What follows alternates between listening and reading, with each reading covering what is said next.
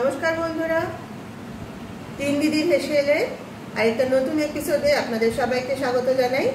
आशा करी सबाई भालो आछेन। आजके आमरा आपनादेर जोन्नो जे रेसिपिटा निये एसेछि सेटा हलो एचोड़ चिंगड़िर भर्ता। এই রান্নাটা কিন্তু আপনারা ভাত অথবা রুটি যে কোনো কিছুর সাথে খেতে পারবেন।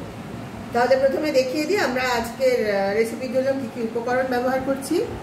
এখানে এঁচোড় কেটে নেওয়া হয়েছে এবং কাটা এঁচোড়গুলো সামান্য নুন আর হলুদ দিয়ে আমরা সেদ্ধ করে রেখেছি।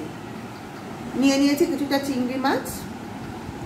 এখানে আছে পেঁয়াজ কুচি, ধনেপাতা, টমেটো কুচি, কাঁচা লঙ্কা কুচি, রসুন বাটা, আদা বাটা, আর আছে নুন, হলুদ, কালো জিরে।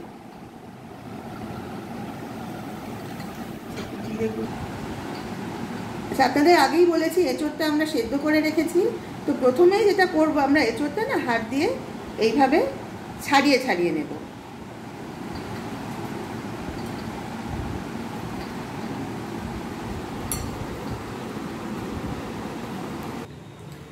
দিদি গ্যাসটা জ্বেলে দিয়ে গ্যাসের উপর কড়াই বসিয়ে দিয়েছে। এবার কড়াইতে দিয়ে দেওয়া হলো সরষের তেল। এই পুরো রান্নাটা কিন্তু সরষের তেলেই হবে। একটা কথা আপনাদের বলে দিই, আমরা যা যা উপকরণ দেখিয়েছিলাম আগে তার সঙ্গে আর দুটো উপকরণ আমরা যোগ করেছি। এখানে আছে জিরে গুঁড়ো আর এটার মধ্যে আছে একটু কাশ্মীরি লঙ্কার গুঁড়ো। এই দুটো উপকরণ আমরা এখানে ব্যবহার করব। তেলটা গরম হলে প্রথমে চিংড়ি মাছগুলো ভেজে নেওয়া হবে।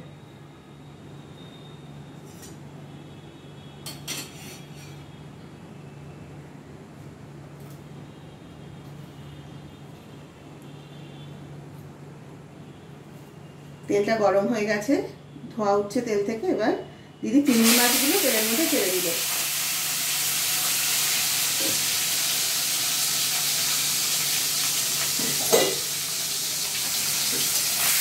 ভালোভাবে নেড়ে চেড়ে চিংড়ি মাছগুলো ভেজে নেওয়া হবে। আপনাদের তো আগেই বলেছি চিংড়ি মাছে আমরা আগেই নুন হলুদ মাখিয়ে রেখেছিলাম। এখন শুধু ভালোভাবে ভেজে নিলেই হবে। এবারে চিংড়ি মাছগুলো ভাজা হয়ে গেছে। দিদি এবার একটা বাটিতে ভাজা মাছগুলো তুলে নিচ্ছে।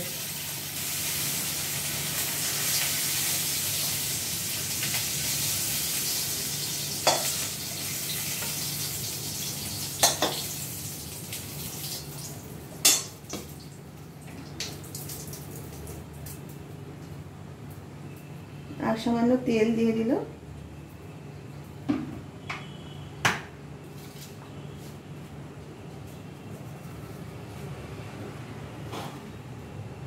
কালো জিরে দিয়ে দিলাম।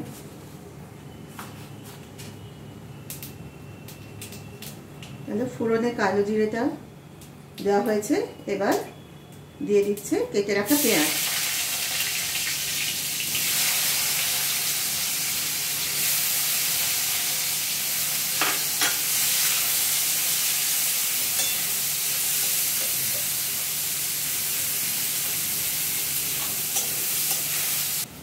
পেঁয়াজটা মোটামুটি হালকা ভাজা হয়ে গেছে।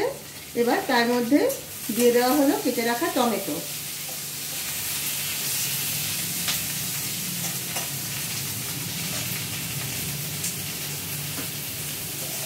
একটু সময় টমেটো আর পেঁয়াজটা নাড়াচাড়া করে নিয়ে তারপরে আমরা একে একে দিয়ে দেব আদা বাটা আর রসুন বাটা।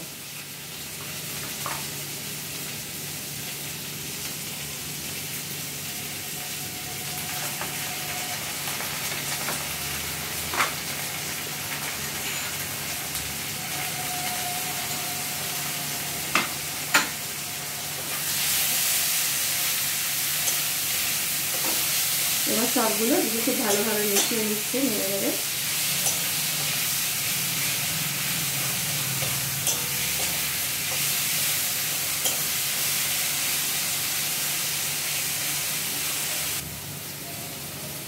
এবার দিদি কড়াইতে দিয়ে দিল পরিমাণ মতো নুন। নুনটা আপনারা যে যেরকম খান নিজেদের স্বাদ বুঝে দেবে। এবার দেওয়া হলো সামান্য হলুদ,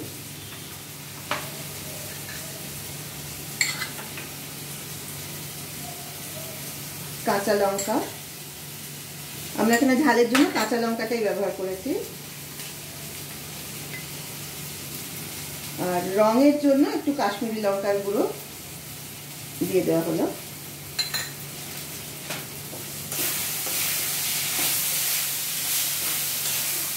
কড়াইতে একটু লেগে লেগে যাচ্ছে তো, একটু জল দিয়ে দেওয়া হলো। জিরের গুঁড়োটা দেওয়া হয়নি, একটু জিরে গুঁড়ো দিয়ে দেবো।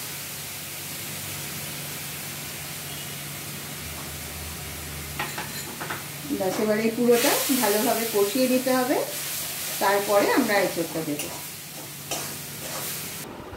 ওদিকে মশলাটা কষা হতে হতে আমি এদিকে একটা কাজ করে নিচ্ছি। যে ভেজে রাখা চিংড়ি মাছগুলো ছিল না, এগুলো আমি হাত দিয়ে একটু ভেঙে ভেঙে নিচ্ছি। তাহলে কি হবে, ভর্তার সাথে এটা ভালোভাবে মিশবে, তাহলে খেতে ভালো লাগবে। আমাদের এখানে সব মশলাগুলো খুব ভালোভাবে কষানো হয়ে গেছে। এবার তার মধ্যে দিয়ে দেওয়া হলো ছাড়িয়ে রাখা এঁচোড়গুলো।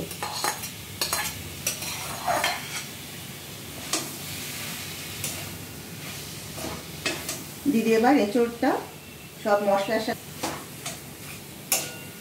সব মশলার সঙ্গে এঁচোড়টা খুব ভালোভাবে মিশিয়ে দিচ্ছে।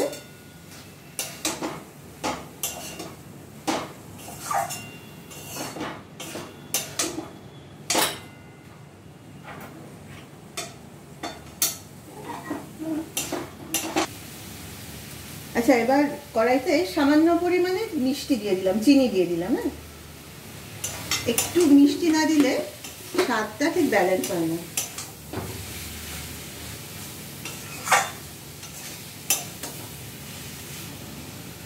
এবার চিংড়ি মাছগুলো এঁচোড়ের মধ্যে দিয়ে দেওয়া হলো।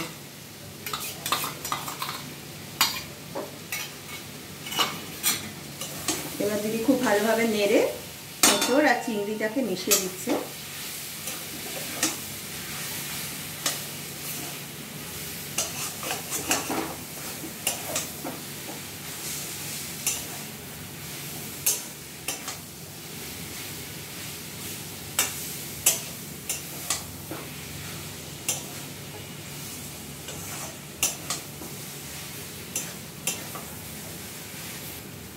আমাদের রান্না প্রায় রেডি। এবার নামানোর আগে ধনে পাতাটা মিশিয়ে ভালোভাবে নেড়ে দিলেই আমাদের আজকের রান্না সার্ভ করার জন্য একেবারে রেডি হয়ে যাবে।